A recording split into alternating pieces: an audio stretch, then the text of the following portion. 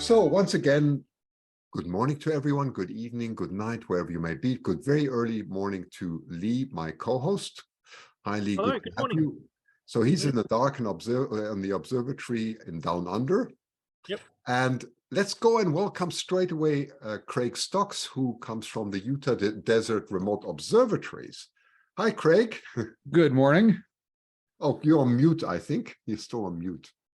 No, since Nope. we have a technical issue with, there we go, we can hear you. Yeah, we hear. Are you there, Craig? I'm here. Can you hear me? Yes. Now everything's okay. fine. Okay. It's all good. It's all live, so it's all good. So anyway, Craig, this is very exciting. So today is really the big day for two reasons. One, we're going to talk about Utah Desert Remote Observatories, which is your observatory, of course, and you're our new partner. And then the second part is going to be all about the Comet and also to introduce iTelescope to our new members. So, Craig, let's start straight away. So on the 9th of January was a big day, and I'll just go back a step before you jump in. So to explain how difficult such a move is, and that's not an excuse, it really is a tremendous undertaking because we were also aware that many wanted to take the Comet and so on. So in the meantime, the weather has been quite disgraceful in New Mexico skies. I think last night was the first day they had since the 9th of January where it was actually clear. So we, of course, planned that very carefully with the weather report. And that's why we moved during that time. Yeah, so it was very well planned. But anyway, we didn't really know how things were going to go. So we had plan A, plan B, plan C. So we had to actually write on the main page that it was a maintenance, that we were under maintenance. We just didn't know. So our sincere apologies for not being straightforward with you at that stage. We really didn't know which way this was going to run. And we just didn't know how difficult this whole transport and transition was. Fortunately, it went incredibly well because we had a very good collaboration with Craig and his team. So Craig, let's go straight to you. Talk about where we are now. Okay, yeah, like you mentioned, the move I think went far better than it could have. We had a number of challenges, but we had resources available, so we were able to get on top of pretty much all of the problems as they came up. So it was well planned and I think very well executed. And big thanks to the iTelescope folks because you were there every step of the way. So you're very welcome. Yeah. So for our members, iTelescope flew Blake Estes, who was normally situated at Siding Springs Observatory, taking care of things here. So iTelescope had a local staff member on site to assist with the move. Yeah, and that was much appreciated, and we had enough people, enough resources that it went really well. I've got a little time lapse if you want me to share that now. Of course, Let me share my screen. Okay, I got the wrong by the way, in the captions I've got French. That's why it's saying yada yada yada. Sorry, I've just changed it to English. Sorry for that. Okay, so in theory, you can see my screen now with the start of the video. So this is just a quick time lapse of the telescopes going in. We've got an office on the front and then the main observatory here, and then a quick walkthrough. So I'll play this now.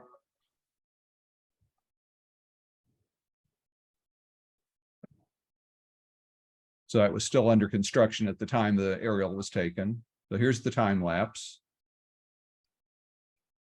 So Craig, that's very interesting, isn't it? With maybe, yeah, the time lapse is beautiful, of course, but what's very interesting is the very flat area where your observatories are located, right? That's very unusual. It is very flat. Somebody said you could watch your dog run away for 3 days.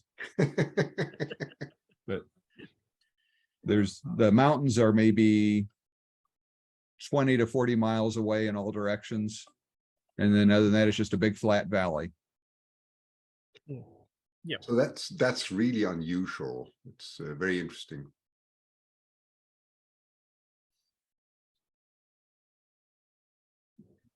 So I'll stop it there.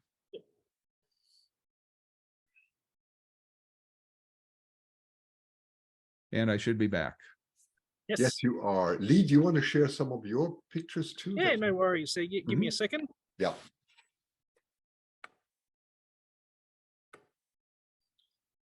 Yeah, here we go. Okay. Yeah, so the view inside the observatory. Yeah, so you could see, can you talk a bit about the roof and other things, you know, that's the thoughts you've given to that, Craig, and how it's interesting. Yeah, it's a kind of a roll-off building, so it's a standard steel Quonset hut. Although this design from this company, you can see the kind of the pleated folds in the roof. That gives it a lot of kind of structural integrity, so it doesn't twist or bind when you roll it on and off. And then we just have a massive opener that pulls it off onto rails. The rails run about 90 feet, and the building opens to the east, and it opens about 10 feet beyond fully open.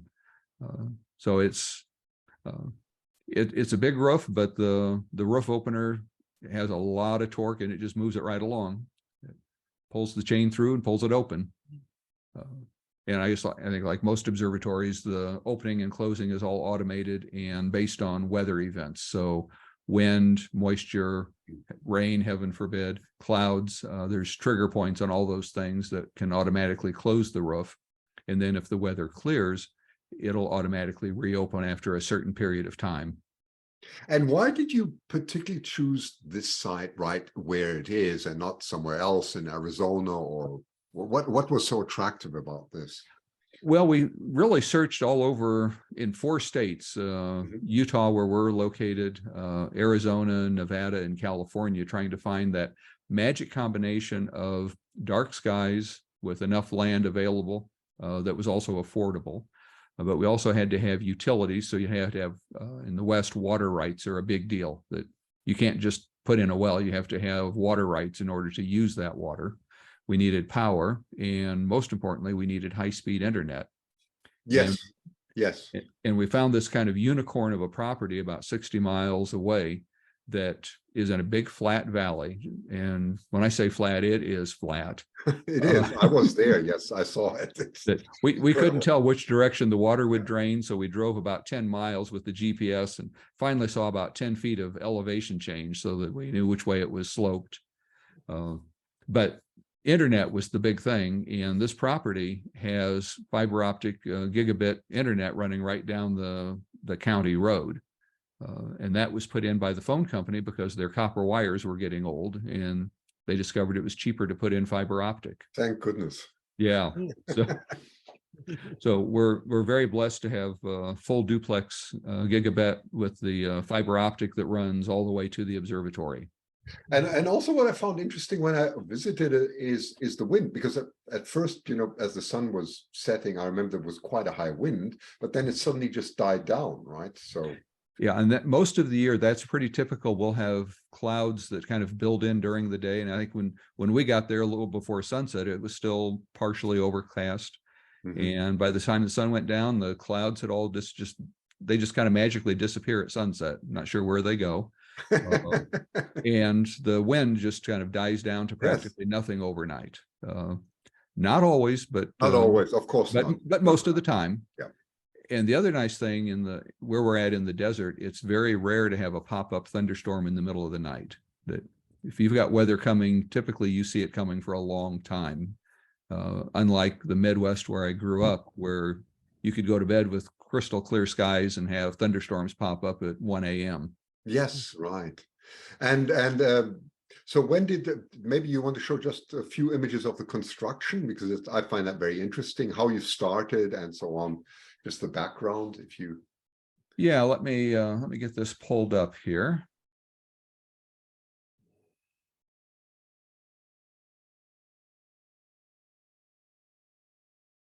Yeah, and this has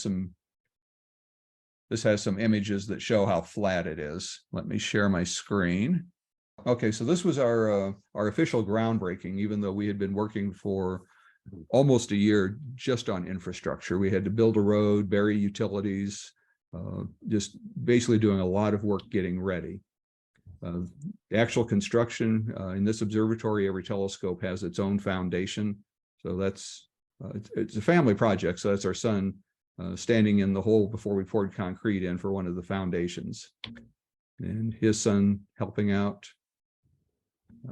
There's a crawl space underneath the observatory. So when we got all done and ready to put in the foundation walls, we had all of these 24-inch concrete risers, each one sitting on its own, about a 6,000 pound foundation. Wow. For stability. And I say they're all independent and separated from the building itself. So that all got formed up and concrete poured for the foundation walls. And those have to go down at least 30 inches below grade for frost. Yes. And you can see how flat it is here. Yes, you can. Yes. That's my son-in-law, Steve, installing the rail system, which is a steel I-beam with a angle iron on top for V-rollers to run on.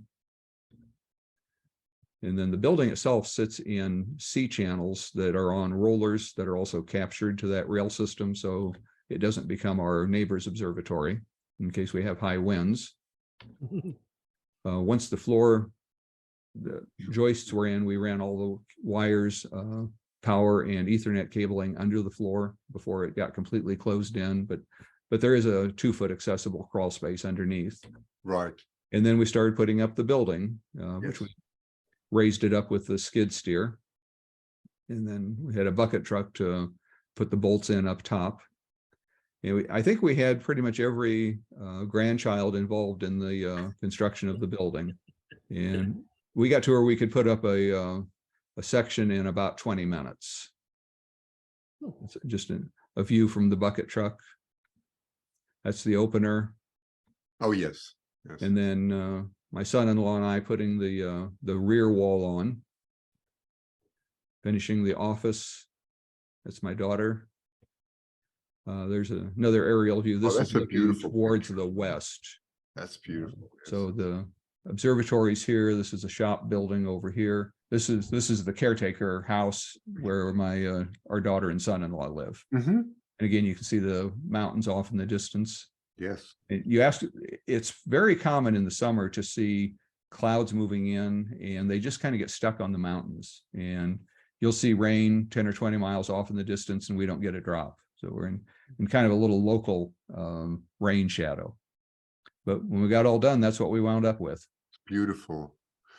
Thank you very much, Craig. That's great. So what I'll do now is I'm just going to go through the questions that are related to Craig or Utah, because Craig's also, well, he's got a lot to do, as you do as an observatory manager.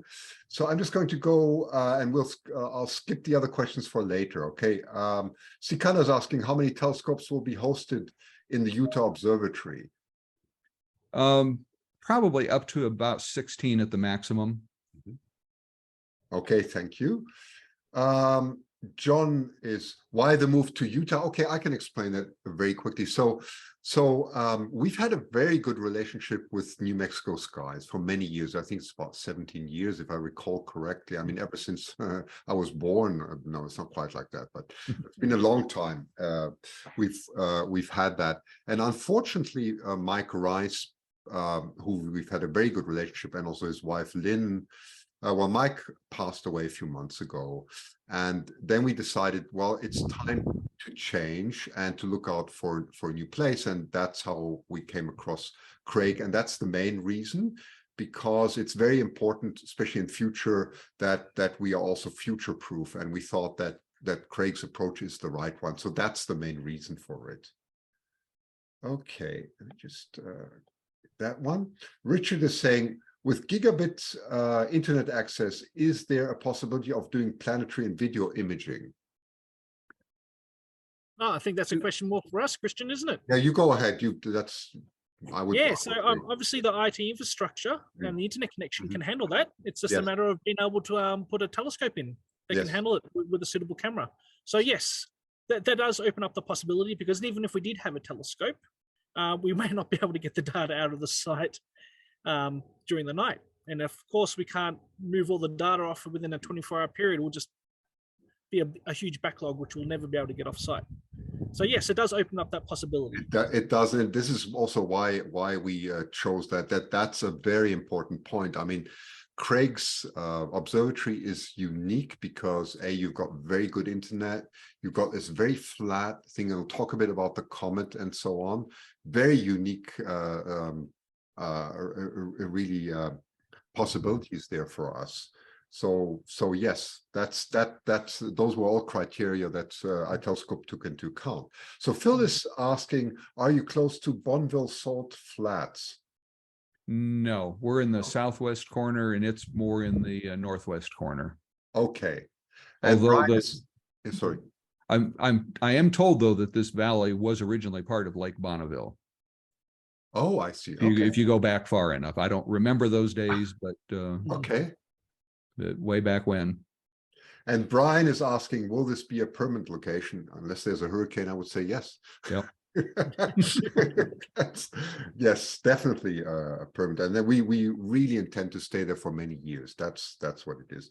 Frederick is saying, was the move from New Mexico because of forest fire? You know, that's an interesting point that you're saying, Frederick. Not the main point, but there is no doubt that we're seeing changes in weather patterns. Actually, it's something I did discuss with Craig. Maybe Craig, you can say, I mean, it's not like you're completely immune or not that affected by forest fires, but I think you are in a better situation in New Mexico skies. Maybe you want to comment on that. Well, at least we don't have forest directly around us. So you know, we could have a brush fire, but there's no forest to burn. And we do have quite a clear space around it. And we also made the decision specifically to have nothing but metal buildings. So the shell, the siding and roof on the office, the shop buildings are all metal. Right. And also one thing is, of course, with the winds, I think we discussed that. Of course, we're gonna, I mean, everybody's affected by the fires, right? But your wind conditions, at least most of the time, seem to be more favorable. At least it doesn't seem to come in your direction. Not one can guarantee it, right? So yeah, there's no guarantee. It depends on, you know, where the fire is and what the jet stream's doing. Of course. But we this past summer of 2022, I don't think we had any real smoke days. Right. So knock on wood, because yes, we know we certainly can. Yeah. And Rob is asking, how stable is the seeing there for planets? Well, that I think you've done a lot of experiments with well, Craig's taking a lot of images. You want to say something to that? Our seeing monitor tends to run in the range of 2 arc seconds. I don't know how well you can compare readings from our seeing monitor to readings from anybody else's seeing monitor. It's really more useful comparing to itself. I think one of the things that can change a lot is just how high the seeing monitor is mounted, because you do get a lot of thermal effects just from the ground. And always. Ours, unfortunately, is mounted fairly low. Okay. Well, Robert, maybe the answers we will certainly see. Yep. Also, Robert, we actually have that information posted on the weather page. Oh, okay. Okay, Yeah. that's good. Okay. Mark was saying, what capabilities are in place to shoot calibration flats in the new structure? Well, do you want to say something to that, Leigh? I mean, yeah, sure. Yeah, so you can shoot your own calibration frames if you want. You can do sky flats. Yeah, it's not a problem. Yep, they're in place. Okay. And John is asking, do you get any light from Las Vegas to the southwest? Not really. There's a little bit of a light dome to the southwest and a little bit to the east, although that was part of our decision to have the roof roll off to the east. Was there were about 45 miles from a city there that is not a big city, but a little bit of light there. We probably get as much from St. George as we do from Las Vegas, but it's very low on the horizon. Yeah, I would agree with that, because that was also my impression. I was very surprised. I mean, you know what's so great about this place is you can fly into Las Vegas. It's really very, very convenient. For example, I come from Canada. We just across the border, go to Bellingham, take a regional from the regional airport, fly to Las Vegas, rent a car, and in 2 hours I'm in St. George, and that's really very convenient. So, yeah. That answers that question. Matt, hi, good to see you. Do you plan on offering the ability to add private observatories? Well, that's something, of course, that Craig's also doing. Yeah, we're open to that. So yes is the answer, yes. Okay, so and the rest we'll do later. So I just wanted to also emphasize that Craig and I are going to hold our first masterclass ever in the US. It's going to be really exciting. September, October, somewhere around that we've planned. So you can hold your breath or mark that. You will be able then to see the observatories also. And they have incredible, I mean, you can do incredible nightscape there. Craig and I explored that for a few days. I was very pleasantly surprised, really looking forward to working together with Craig. Craig and I and my experience are a bit varied, which gives you a lot of opportunity. Craig comes a lot from PixInsight, which many of you are interested from Photoshop. I come more from AstroPixelProcessor and so on. So we believe that we can give you quite a wide span of tutorials there that could be to your advantage. It'll be very easy for you also to get there, as I was saying, through Las Vegas. So that's something to look forward to. Yeah, like you said, fly into Las Vegas, drive up to St. George, and we have, I don't know how many state and national parks are day trips from this area. The North Rim of the Grand Canyon, Zion National Park, Bryce Canyon, Cedar Breaks National Monument. It's just a beautiful area. Okay, well, then let's move on to the main part. Thank you so much, Craig, and You bet. See you around. Okay. Thank you for having me. I need to Craig. take off to run up to the observatory and take care of things. I know, that's good. Okay. Thank you. Thank you, everyone. Thanks. You bet. Okay, so that was Craig. So what we're going to do now is I'm going to jump straight into sharing my screen here, and then we will go to the main part. Let me just see, I'm on the Mac here. Where are we? 1 second. Okay, so everyone, welcome to iTelescope. And I hope you can see the screen. So what you see here on the main side, if you've never used iTelescope before, is you just go to itelescope.net, and this is what you see there. And you can see, and we're going to really talk about the Comet much. I know we're going to lose some of the other things that we do, but because the Comet is so hot for the next 2-3 weeks, it's going to, by the way, if you don't know anything about the movement of the comet at the moment, it's absolutely fantastic from the northern hemisphere. It's very close to sort of in the Big Dipper region, the pole star and so on. Really unusual. And then it's going to really start moving 6-7 degrees per day to the south, because of course they say, well, iTelescope also has telescopes in the south, so let's go and take care of that too, and then you'll be able to do it from Siding Spring and from Chile too. So that's really exciting. Okay, so anyway, if you click on here just very quickly, so you've got all these things that you can go through on the main page, but here we've added a link that's just called Image Comet C22 E3. That's what I'm going to talk about today. And you come to this help article, How to Image a Comet. And what we put in here is 3 easy steps that I'm going to go through with you now. I'm going to just explain the Launchpad very quickly, but how to do this. So hopefully this is helpful. Leigh, by the way, who's my co-host here, is working a lot on improving the interface, and we will make it easier, right? We believe that it's hopefully easy enough, and I mean, we're not the judge, you are the judge whether it's easy enough, but we will make this in future, as hopefully by the end of the year we will have a very revised platform that makes it even easier. But coming to this odd name, C, I forgot, by the way, I just edited this morning very quickly. I'm missing the /. It's really important. C/2022 E3, and usually in brackets Z or ZDF. I will just correct this. I've just written this morning, but that needs to be corrected. But that's the name that the Comet has at the moment. So I've written some very simple instructions. So I just wanted to show you that. So when you come into iTelescope, let me just try and expand this page a bit. What you need to do is register, right? So once you register on the main page, I'm just going to jump back on the main page and show where that is. You see there where it says join now? So what you do then is you just fill in a username and so on. I don't know if, Leigh, if you want to add anything on that, because some people have a bit of problems doing that. Do you want to add something on that? Yes, the amount of problems can sometimes be varied and Mhm. not particularly clear. So if you have any trouble at all filling out this form, Okay. just contact us at either support@itelescope.net or join our Discord server.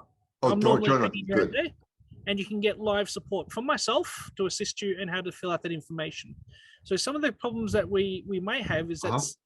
someone might put a capital letter in the username, so it all needs to be lowercase. Right. Yeah. If you Right. have any issues, just reach out to us on Discord. I'm normally there.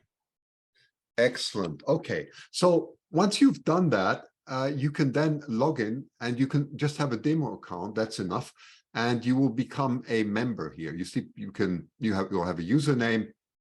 And for example, now in Siding Spring, you can see it's in the morning. So Leigh's actually sitting inside the observatory. I think we've had a good night, haven't we? Very clear. Yes. Right? Yeah, it's very clear. It's very I was clear. walking down to the observatory and I could see Scorpio, and the night sky is just gorgeous.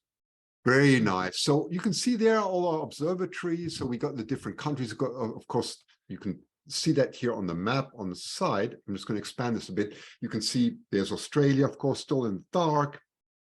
Chile, of course, is big, right? Then we have this we have to correct now. I don't know. Did you actually correct this? Because it's not quite. No, I haven't corrected it yet. Yeah. Okay. So this dot is going to move to, well, it's actually this way. It's going to move this way to. Yep. It's not going to make a big difference anyway. No, it isn't. but that dot's moving a bit. Okay, to Utah, in fact. So that's Utah, and that's California.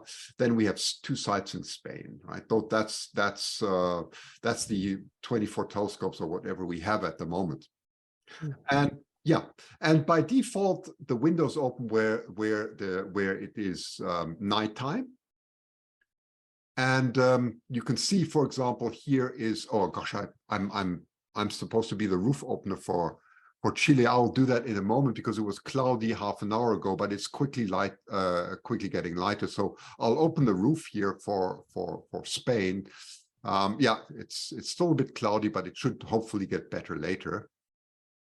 And you see all the local times of the observatories there. You can see the information when the observatory is open, when it closes. You can see here on the second line some information about the moon.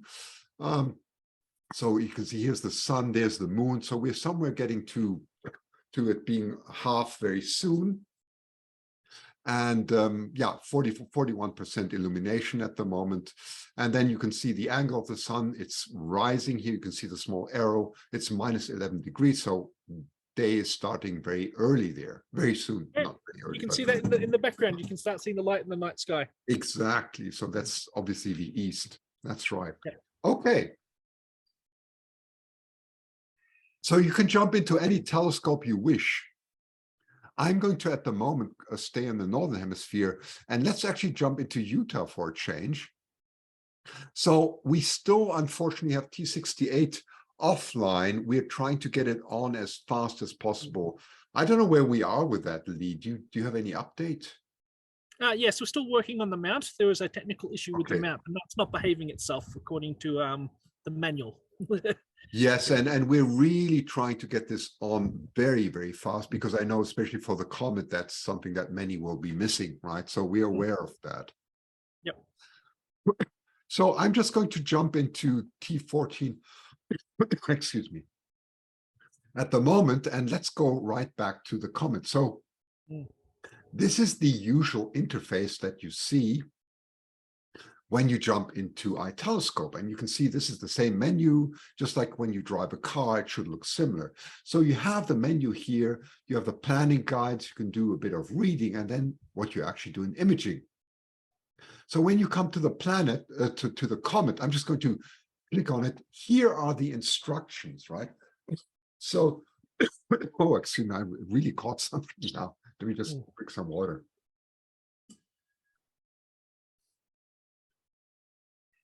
So you can go to Telescopius to look up the comet. In this case, we don't have to do it, right?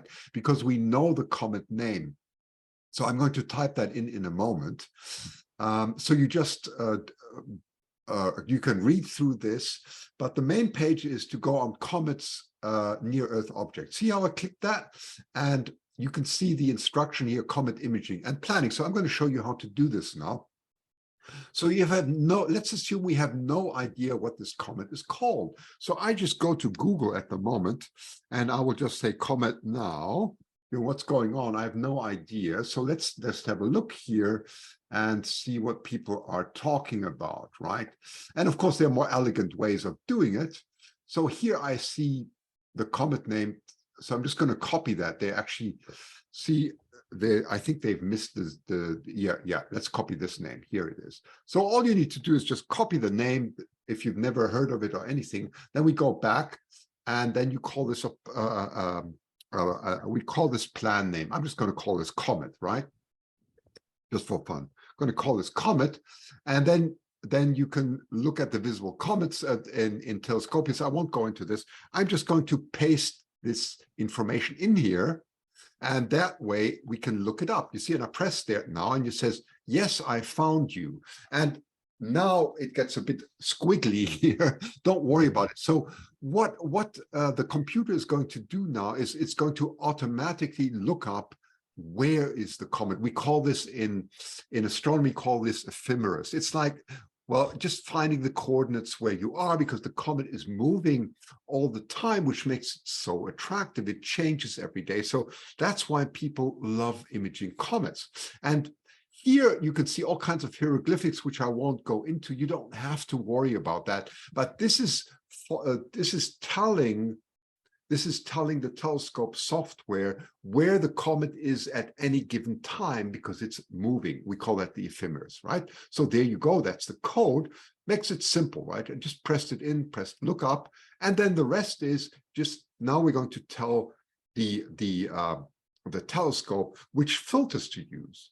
Now, I won't go into the filters so much, but there are two different ways you can image. Either you take a so-called one-shot camera that's similar to your phone or whatever, your camera and so on, your mirrorless or your DSLR, where you just press a button and you get a picture. Typically, that would be T68, which we're trying to get online very quickly.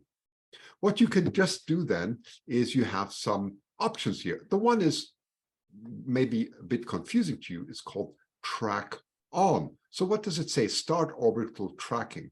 So that's maybe a bit difficult to understand, but what's actually happening is, because the comet is in real time moving relative to the background, you will see that either, well, it's like taking a picture of a sprinter, right? So you have two choices. Either you're going to get the sprinter sharp and you might have the stadium blurred in the background, or you're going to get the stadium sharp, but the sprinter is blurred, right? One of these two options if you do a bit slower exposures, and we have to do slower exposures to get the maximum light, right? So you have these two choices. Which one are you going to take? Well, if you're going to take just the stadium and don't worry about the sprinter so much, you can see the sprinter a bit blurred, but it's like taking the stars. It'll be sharp in the background, right?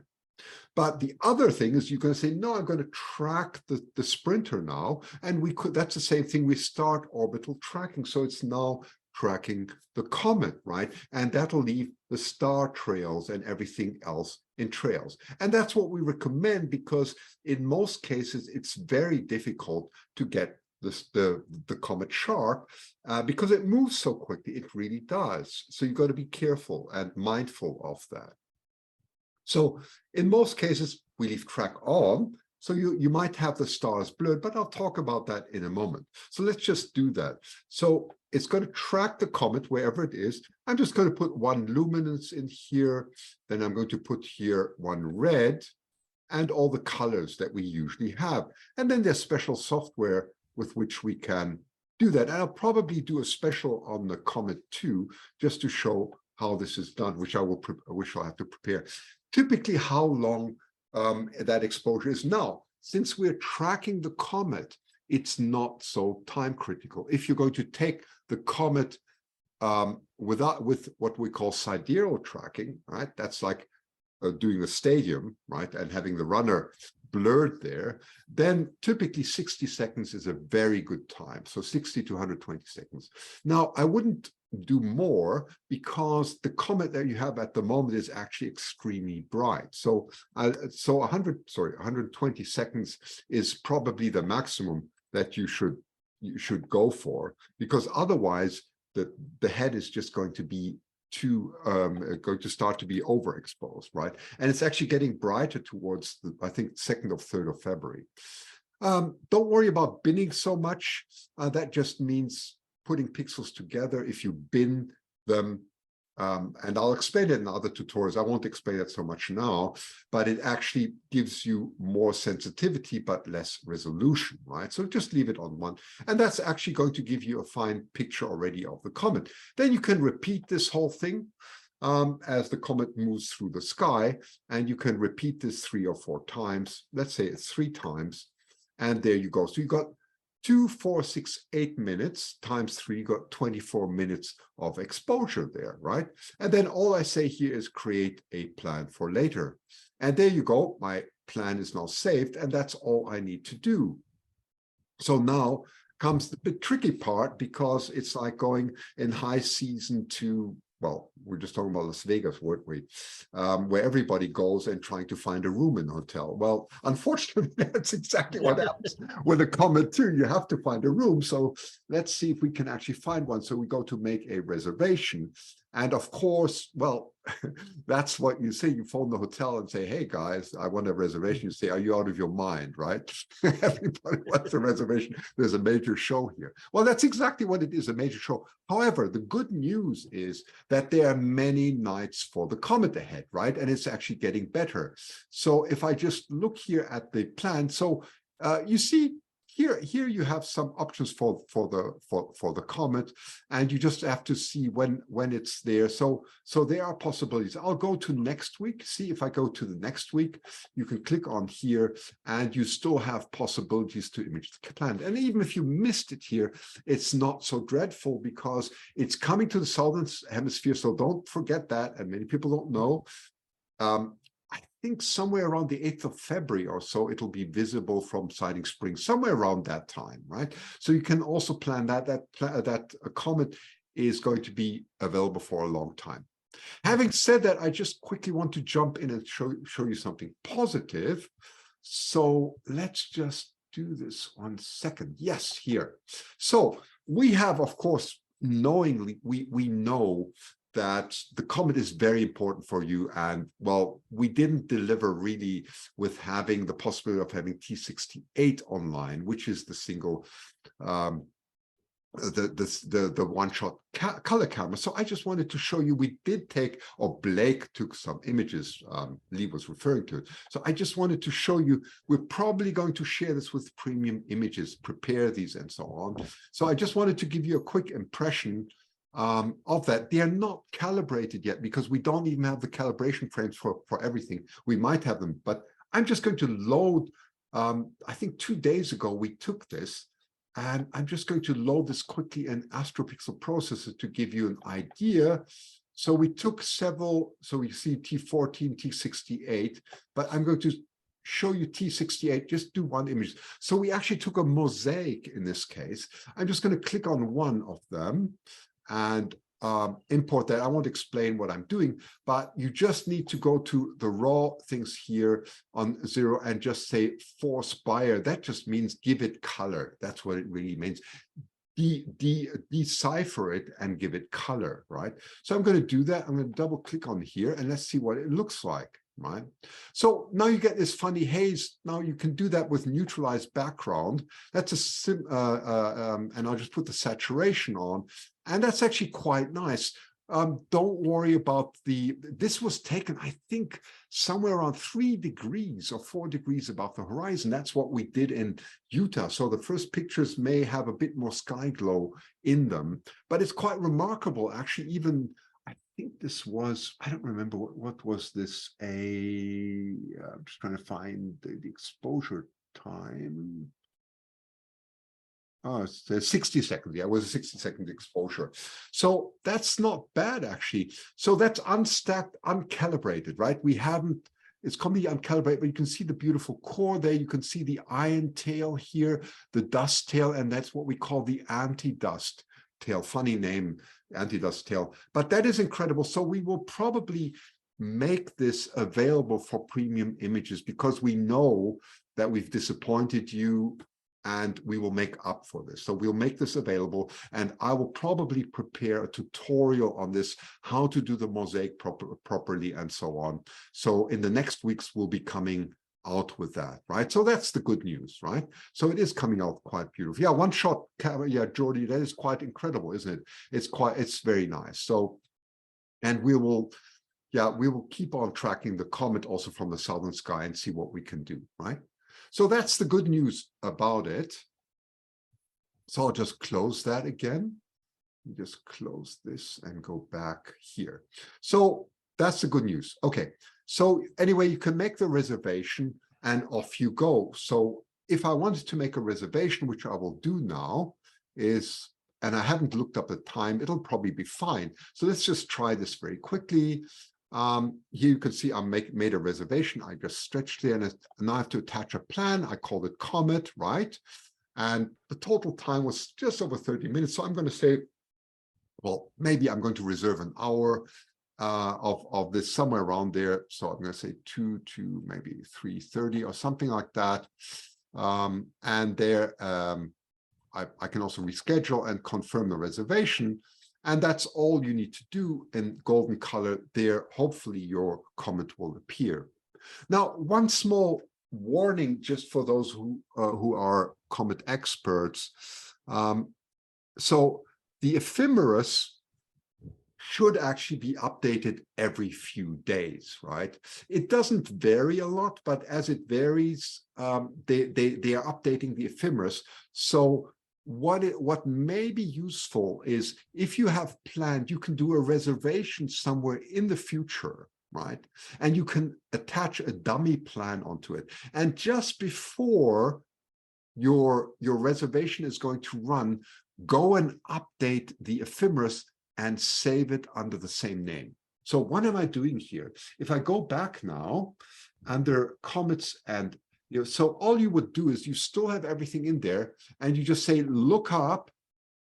Okay, I have to give a target name. Sorry, I thought it did that already, but let me just see. Did I just? Yeah, just putting it and look up. And this ephemeris can change in a few days. So then save it under the same name, and you can do that even a few minutes before you run. And that way, you are sure that you got the right, just the right ephemeris updated. So that's maybe something useful, right? Okay.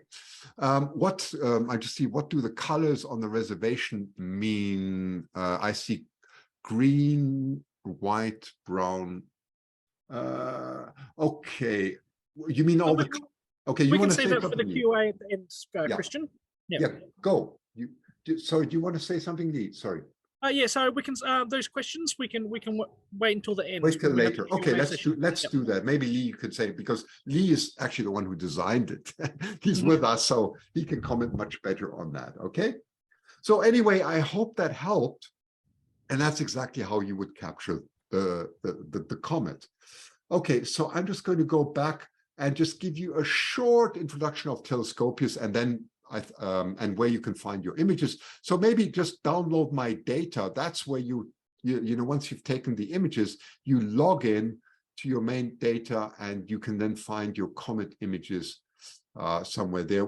They're of course not here in my repository at the moment, but if you click on here, you can see there are your images for download.